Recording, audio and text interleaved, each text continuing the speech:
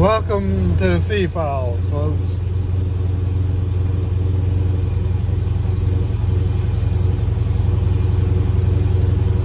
If I get this set up here. There we go. Bring the window up.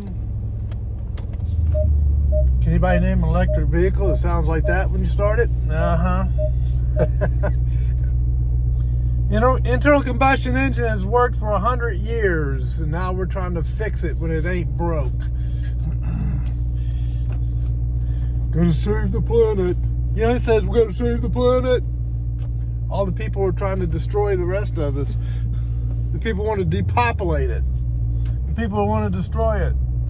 The hypocrites are saying, oh, we're gonna save the planet. Alright. Sorry, I digressed. That wasn't really what I was going to talk about this morning. God sustains the planet, alright? We'll just keep it there. God sustains the planet, and there's nothing you can do to destroy it, alright? That's how it works. Now, in the last video, I talked about all of the hysteria around the solar eclipse stuff. Oh my goodness. I get up this morning and it's just all over the place.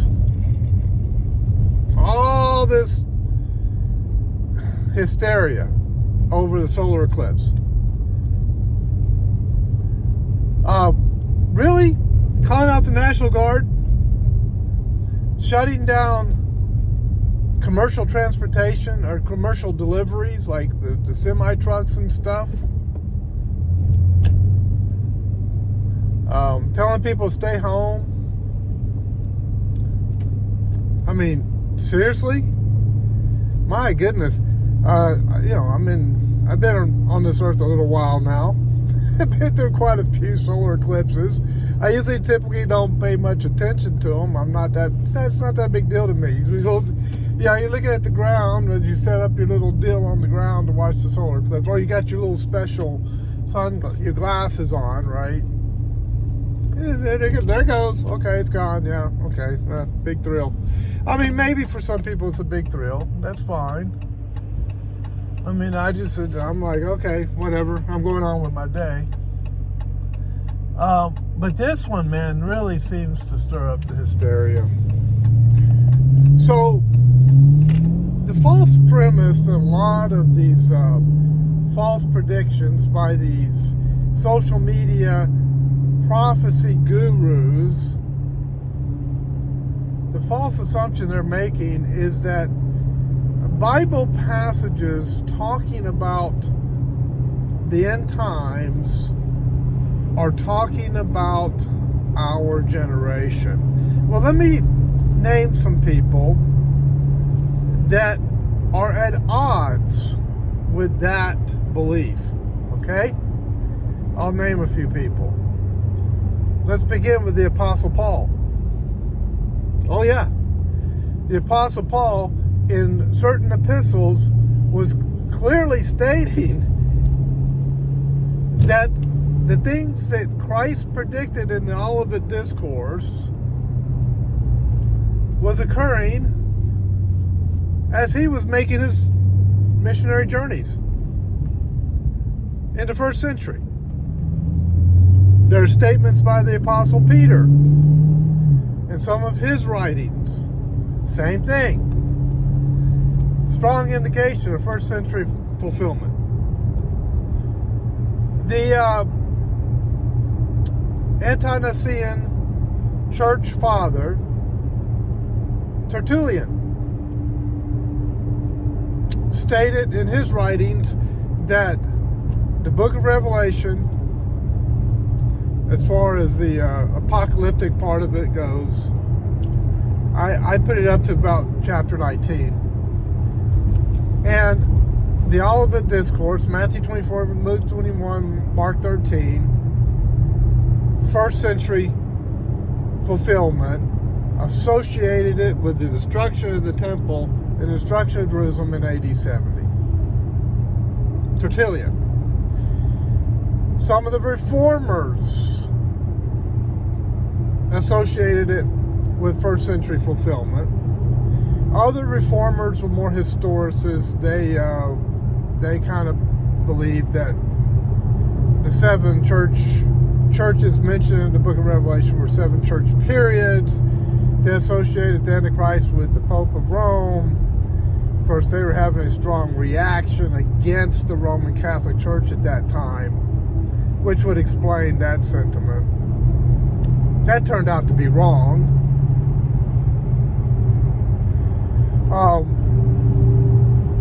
Josephus actually recorded the actual events that occurred, fulfilling what Christ said would happen in the Olivet Discourse. Tacitus also recorded some of those. Then you come to Eusebius, the early church historian, and I've read a passage out of his book on YouTube before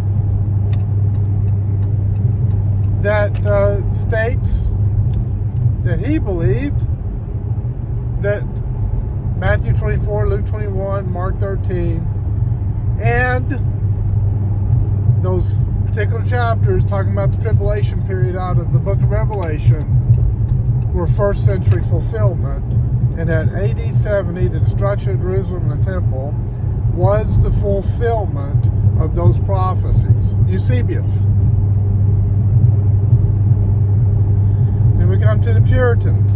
Some of the Puritans believed that those prophecies that I just mentioned were first century fulfillment.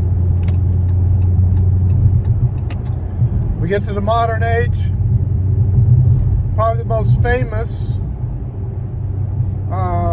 theologian that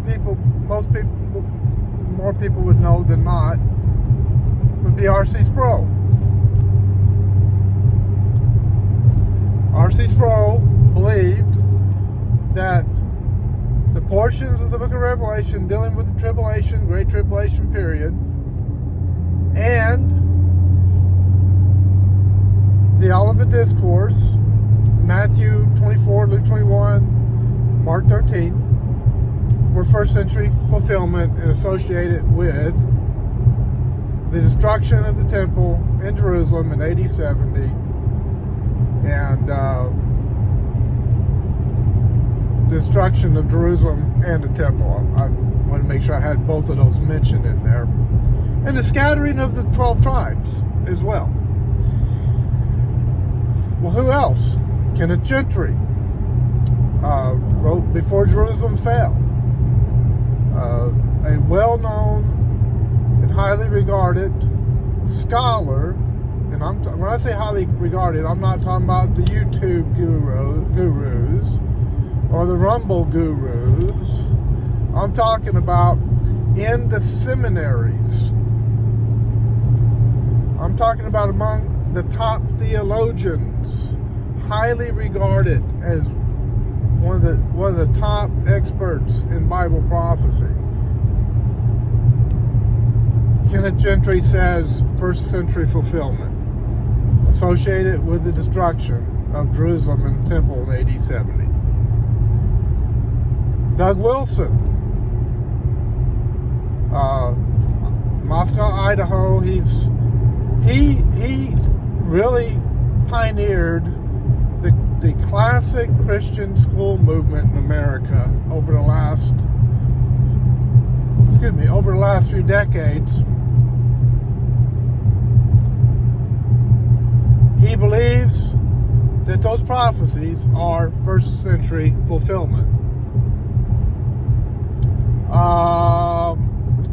R.C. Sproul, even though he did not agree with everything that Russell wrote, endorsed and wrote a foreword to the book called The Parousia by Russell, who was a congregational Reformed pastor, a contemporary of Spurgeon, Russell and Spurgeon were actually acquainted with each other. They were friends. He wrote that it was first century fulfillment when it comes to the Olivet Discourse and those particular portions of the book of Revelation dealing with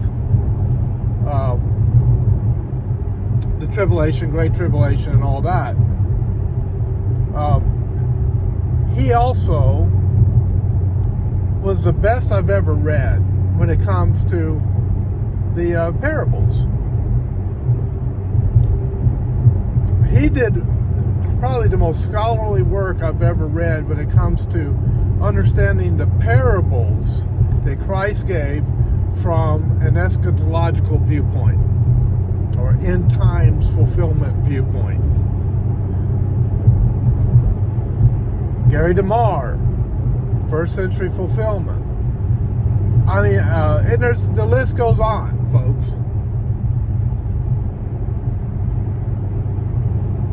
But the only thing that you're hearing, many of you, are the popular pastors or popular YouTube personalities and so forth that are writing books about us being in the end times, this generation being in the end times, and the signs of fulfillment like Jonathan Cahn and so forth, and making a lot of money off of their videos and off of their books. And that's all you know. And then, of course, they base it upon the dispensational theology of Don Darby, C.I. Scofield, Ryrie, even Morris, who was the founder of the creation movement, what do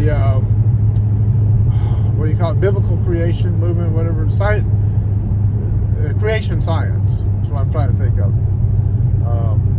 Even he bought into a lot of that dispensational theology.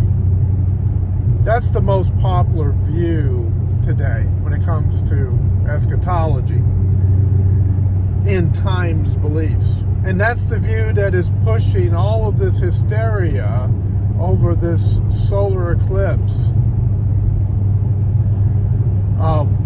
So as you can see, the other scholars that say, no. That solar eclipse doesn't mean anything. What you're saying is from Bible prophecy that's attached to the solar eclipse, or you're attaching the solar eclipse to it, the Bible prophecy, was first century fulfillment. Can't talk today. Well, they're largely ignored. And I find them to be the most scholarly when it comes to eschatology. Now, on Monday, I'm going to be doing what I'm doing right now, driving to my CrossFit class. I'm not staying home, not going to panic, not going to worry about missiles coming across from Iran or anything like that. I know that there's reports of DEFCON 1, that I think Israel went into DEFCON 1 maybe, or was it us? I've heard reports of it because of this situation going on in Israel. Between Israel and Iran, they hit the annex of the embassy in Damascus, Syria. That it was Iran's embassy. They got Iran angry. Turkey wants to join in. They're upset about it. Russia is upset about it. I think Israel's about to get into a fight. They don't want to fight. I think they're about to get a hard lesson, unfortunately.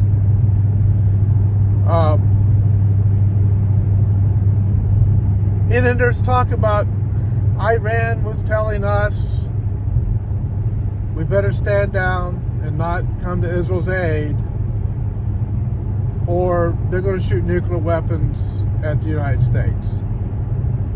And apparently they can hit all over the continental United States.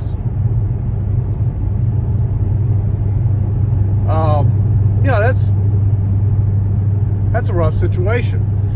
But these gurus, some of these social media prophecy gurus are saying, well, see, that right there is going to be the Gog and Magog.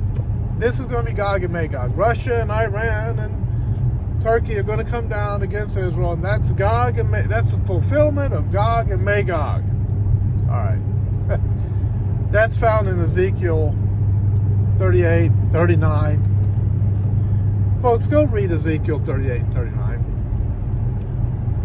Don't let these guys dictate to you what you're supposed to believe when it comes to end times. Go read Ezekiel 38 and 39. And I'm going to ask you a question when you read it. Where are the tanks? Where are the missiles? Where are the supersonic aircraft in that passage of prophecy? Go read it. It says that the battle of Gog and Magog would be fought with chariots and spears and swords and horses and horsemen. And there's nothing about modern weaponry. Now I know the argument. Well, they couldn't describe modern weaponry, so they described it as horses and chariots and all that. Folks, that argument, that's a Hal Lindsey argument, by the way. And then everybody else kind of just followed suit after Hal Lindsey. I'm sorry, but that argument is not scholarly. It's ridiculous on its face. It just doesn't work. It's clear in the passage that was an ancient battle fought with ancient weaponry. Chariots, yeah. I mean, even Ezekiel could describe the wheel in the sky. So if Ezekiel could describe the wheel in the sky, why couldn't Isaiah, or was it? No, it was Ezekiel. It was Ezekiel 38, 39. So if Ezekiel could describe the wheel in the sky, why couldn't Ezekiel describe a tank? He could have. A missile. He could have. A nuclear explosion. He could have. He didn't. He described an ancient battle by ancient armies.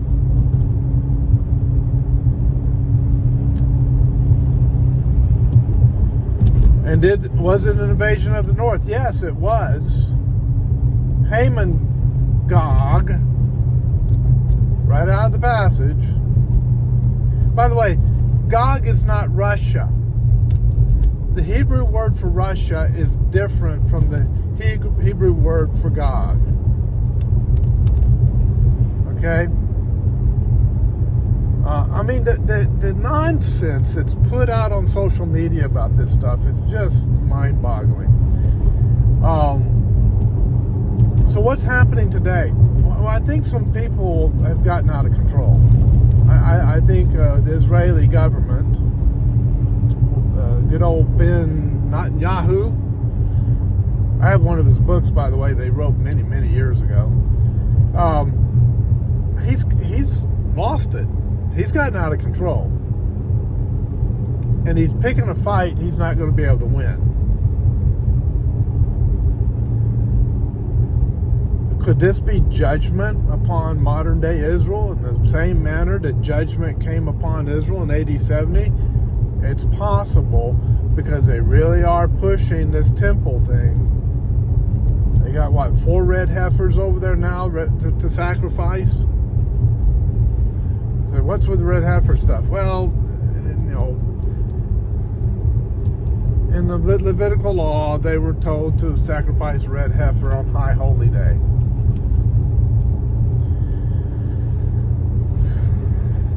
And then they wanted to rebuild the temple. Man, I'll tell you what, they're going to get themselves in hot water. Hot water they can't get out of. Yeah. So anyway, that's what's happening on Friday. So I forget what the date is. I think it's it's the 5th? Friday the 5th? 6th? Friday the 6th? I lose track. I'm retired. When you're retired, you don't care. You don't keep up with the calendar. You just wake up, the sun comes up, and you go, oh, it's another day. Let's just make the best of this one. Yeah. I'm to my location here, pretty close here. So I'm going to shut it down. I'm going to try not to make another video on this subject until Monday, when I'm going to come on and say nothing happened. Try to get into some other subjects. I don't want to be obsessing on this subject. All right, God bless. We'll see you guys next time.